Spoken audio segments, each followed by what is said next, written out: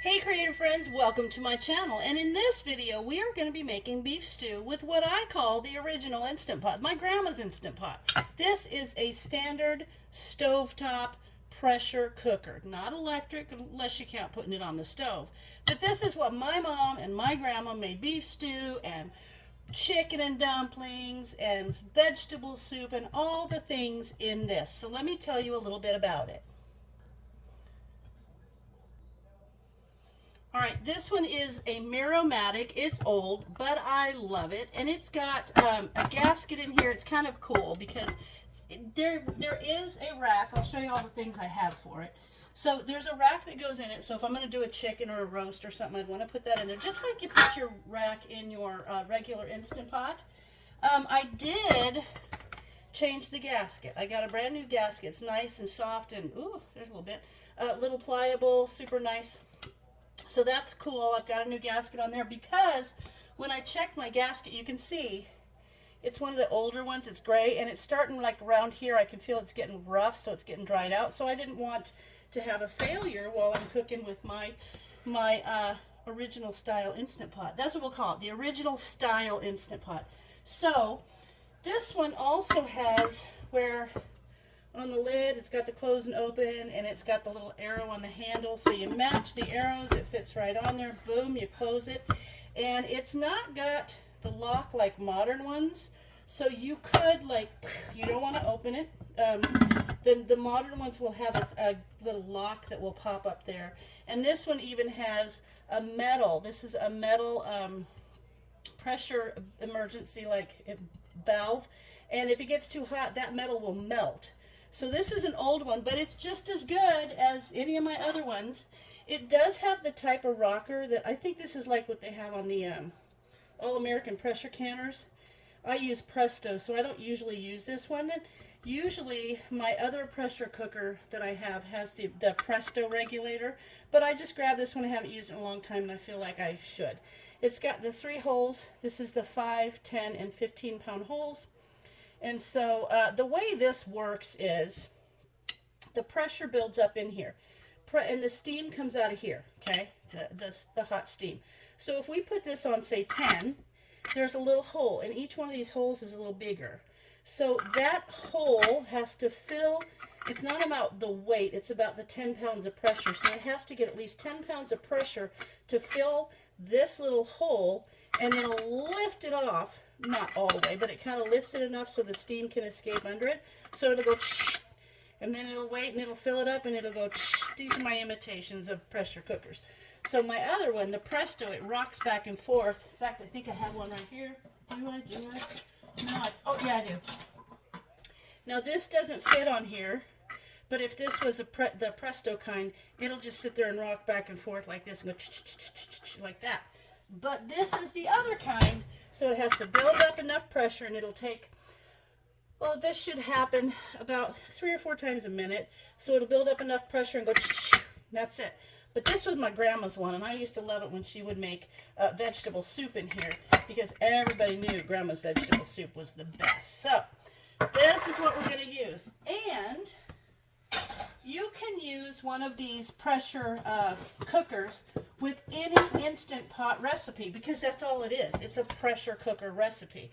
But what I've got here, and down in my description at the very bottom, there's a link to an Amazon site where I have selected a bunch of the things that I use or people have asked me about, where you can just purchase them directly. And this book I have had for like eons. Like, I have had this forever. I don't even know when the publication date of this is. Let me see if I can find it. But, oh, 2008. That's not bad. That's probably the newest one. But it's Miss Vicky's Big Book of Pressure Cooker Recipes. And Miss Vicky was like the pressure cooker person. Like, she was the one. And this is filled with recipes that are specifically for your pressure cooker, like your stovetop one. You can tell by the process that it is. Of course, you could adapt these, super simple to use in your Instant Pot, but for me, I'm just going to do the Good and Plenty beef stew. Now, I'm not going to post this as a printable recipe, because this is a cookbook that someone took time. If you want a printed one, you can purchase this cookbook, but I'll just go through it and show you how I'm going to follow this recipe. There might be a couple changes that I make just because I do that. But the Good and Plenty beef stew, which is on page 113, and what we need for this is so we have a half a cup of all-purpose flour. Let me tilt you a little bit. There you go. Half a cup of all-purpose flour. And then there is a half a teaspoon of salt and a half a teaspoon of pepper. Those two things are going to go in this zip top bag, because then you have about 1.5 pounds of beef stew meat cut into about 1-inch chunks. So what's going to happen is the flour and the salt and pepper are going to go in this bag. I'm going to put the beef in and shake it up so it's all nicely coated with the flour.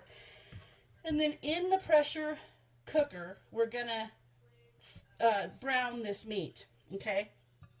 And take it out in bits and put it on a paper towel so that it, can stay brown and nice and kind of have a nice coating on it. Then what happens is, well, we've got 2 tablespoons of oil also. But then we have 2 onions that are halved and quartered. I didn't have any white or yellow onions, so I'm just using red onions. That's fine. I don't really care. And then 4 potatoes, and they're peeled and cut into nice 1-inch pieces or so. 3 carrots, same thing, cut and peeled and cut. And then 2 celery stalks, peeled and cut. There's also, in this instruction, it tells you to have 2 16-ounce cans of broth. If you're a home canner or you have your home broth, you just need 32 ounces. I just made some of the Better Than Bouillon broth because I didn't want to use, I don't have enough of the home canned beef broth, and I didn't want to use my chicken or turkey. Okay? So there's that. And that's pretty much all there is to it. Oh, there's a teaspoon of ground sage, and I've got, it says 1 bay leaf, but I like them, so I'm going to put in 2. So basically, I'm going to take this bag, and I'm going to put this flour in there, and the salt and pepper in there, and I'm going to mix this all up nice. And it just says, mix, and then add the meat to the bag, shaking gently until each piece is lightly coated. So I'm going to do that first, and then we're going to heat the oil and start frying up this meat. So let me get a little spoon out of here. I'll use the thing that I'll just use this. Oh, this might work. I just don't want to reach in there with my hands. It's kind of icky. Okay, let's get off there. There we are. So I'm going to put this, get that oil out of the way. But this is kind of cool because it's actually going to do what, it's like a 2-step process. So what happens is, after I get this all browned, then we'll put the onion in and we'll kind of saute that. Then we're going to use the beef broth to deglaze the pressure cooker. And then we put all the meat in, and it only goes on high. It goes to 15 pounds of pressure for 12 minutes. We don't put the vegetables in yet, because if we do, they're going to get all super soggy. So we're just going to do that for 12 minutes. Then, with an Instant Pot, you could just do the quick release where you flick the little gadget, and some newer stovetop pressure cookers have a quick release little valve. This doesn't, and so what I'm going to do is the cold water. This is where I actually will take it to the sink and run cold water on it to cool it down and make it so that I can open the lid. And then all we do is put the vegetables in there, and I think at that time we have to do stabilize for 4 minutes. Okay, then we're going to put that, and then we're going to add all the vegetables in there, and then we're going to cook it for only 4 minutes. And then whatever is left in this bag, we're going to keep it, because we're going to use that flour to thicken the stew, the gravy, like the stew gravy broth part. Okay, there. Now I'm going to keep these. Let me set this over here. Okay, now I'm just going to shake this up. I remember my grandma shaking up beef like this when she was making beef stew. Now we're just going to coat these really well. Make sure they're all coated nicely. And now what we're going to do is I'm going to go heat the oil in the pressure cooker, and I'm going to bring you over there so you can watch me brown these.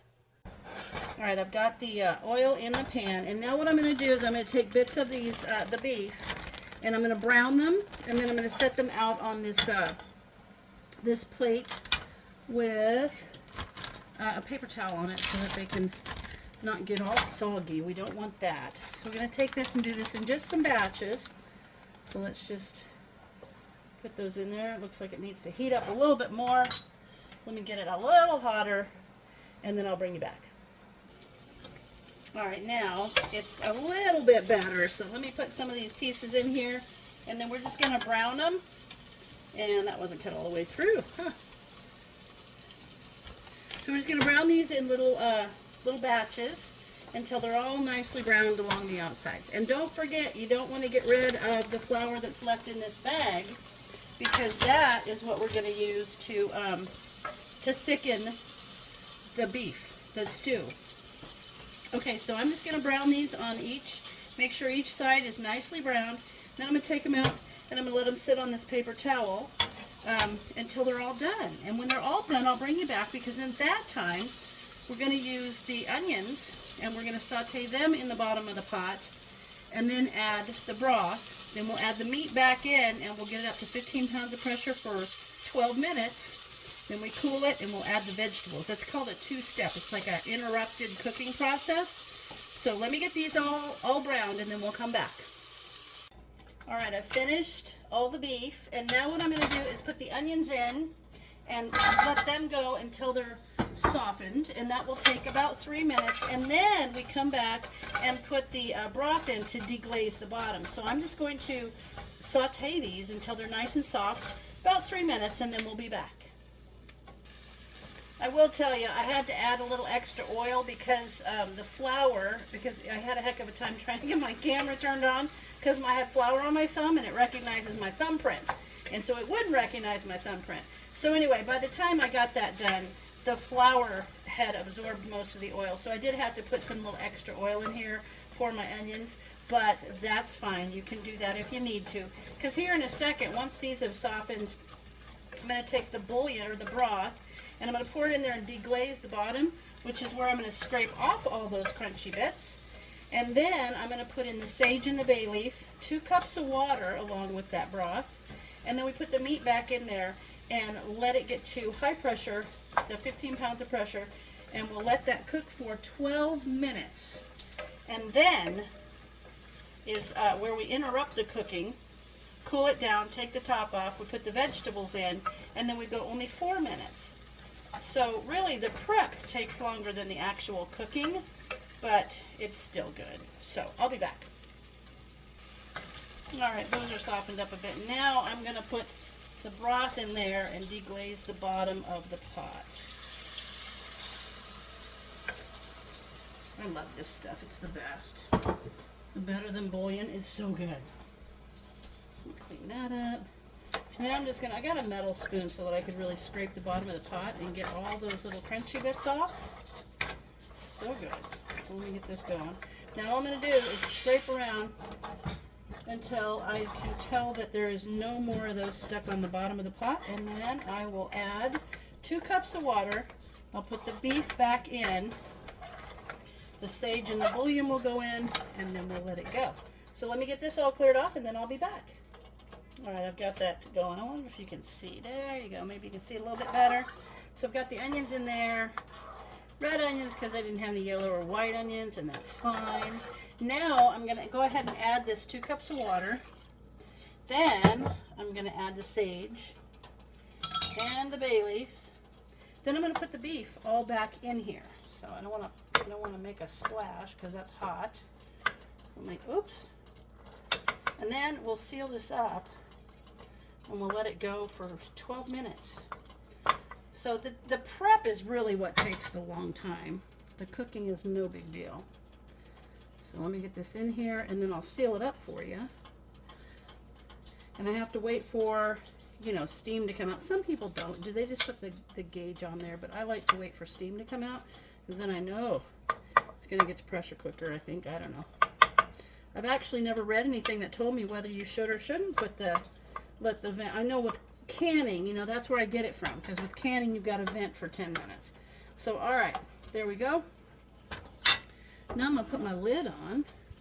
And I'm going to wait for some steam to come out of there. And then I'm going to put my weight on at 15 pounds and let it come completely to pressure where this weight is rocking. And then we'll go for 12 minutes. And by the way, let me show you. This is what I made to go with it. Beautiful cornbread. So we're going to have cornbread and beef stew made the old-fashioned pressure cooker way. So I'll come back to you when this is ready to cool down and add the next part. All right, so there was a little bit of steam had started coming out of the valve, and so I put the pressure regulator on, the weight, at the 15 pounds mark. And so now I'm going to let that come up to where it starts to make a little sound. I'm going to turn it down to a low enough temperature that keeps it at that pressure without making it go crazy and without stopping the pressure. You've got to kind of determine in between.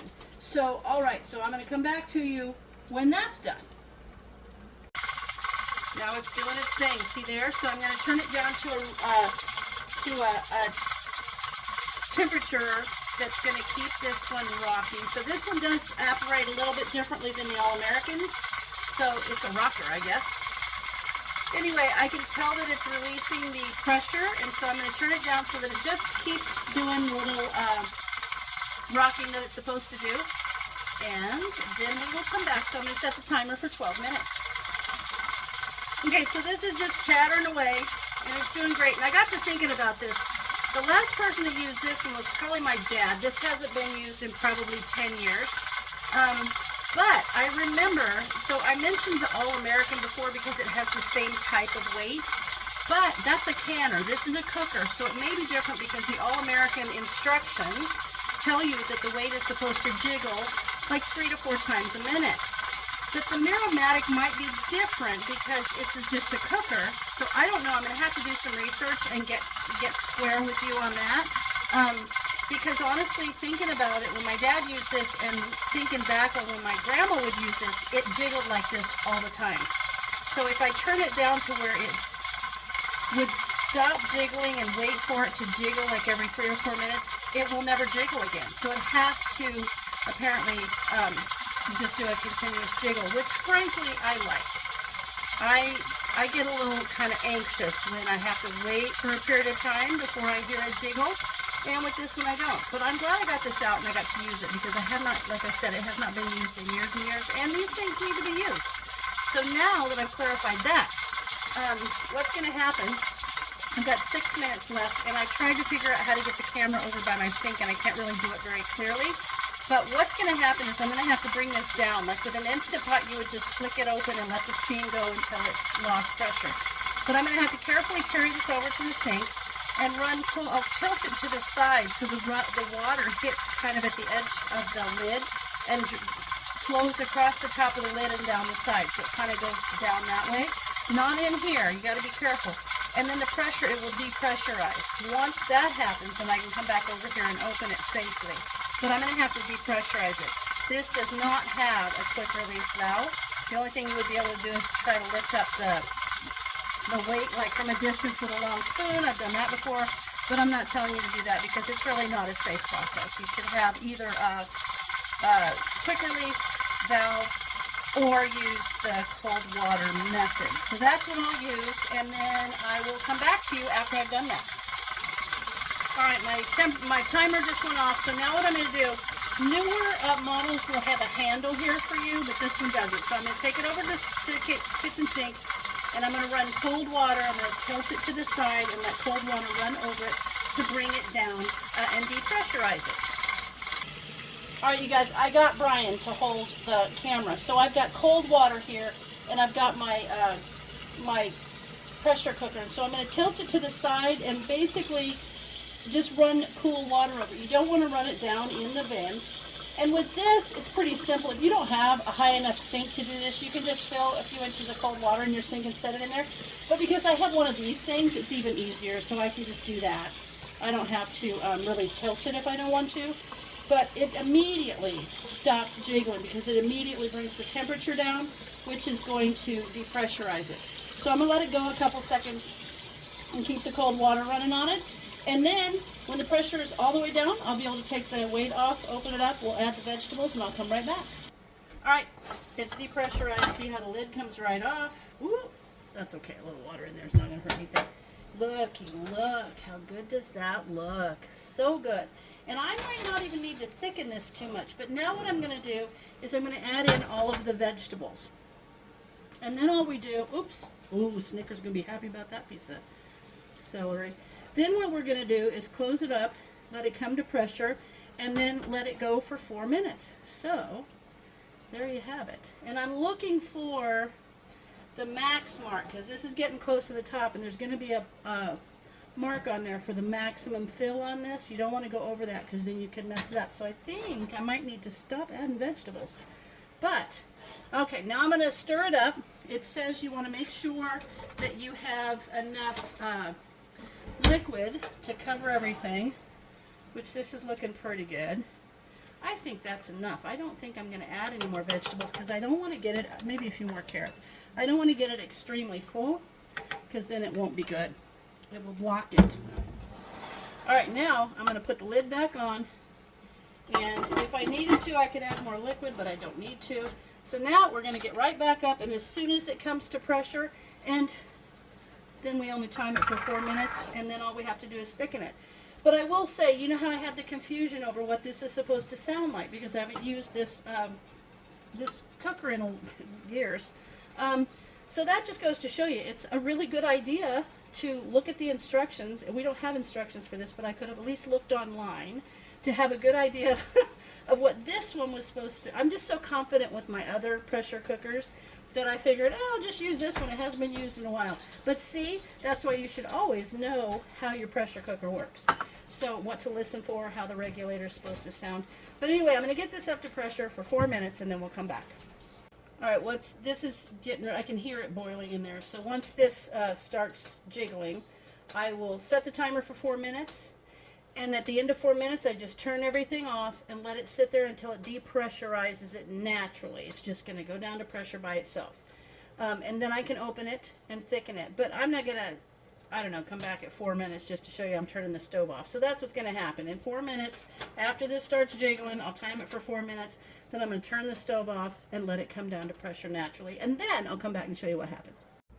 All right, this went for 4 minutes, and then I set it on another burner, let it come completely down from pressure, and now I'm going to open it. Let's see how it looks. I'm so excited. It smells really good. Oh, that looks good. Okay, now I'm going to mix it up a bit, and then I'm going to thicken it because I've got that flour. Remember the flour that was left in that bag? So I'm going to use that, and you can use water. I like to use a little bit of the broth from the stew, and I'm going to make a slurry with the flour that was left in that bag. So let me get a little bit of this broth, and then I'm just going to make a slurry, and I'm going to put it in there. Let me put this on medium heat. So let me mix this up, kind of like a, you know, you could use cornstarch if you don't have any of the flour left. Probably don't even need this much, but that's okay. And then I'm just going to add this, and I'm going to just keep stirring it on a nice medium temperature.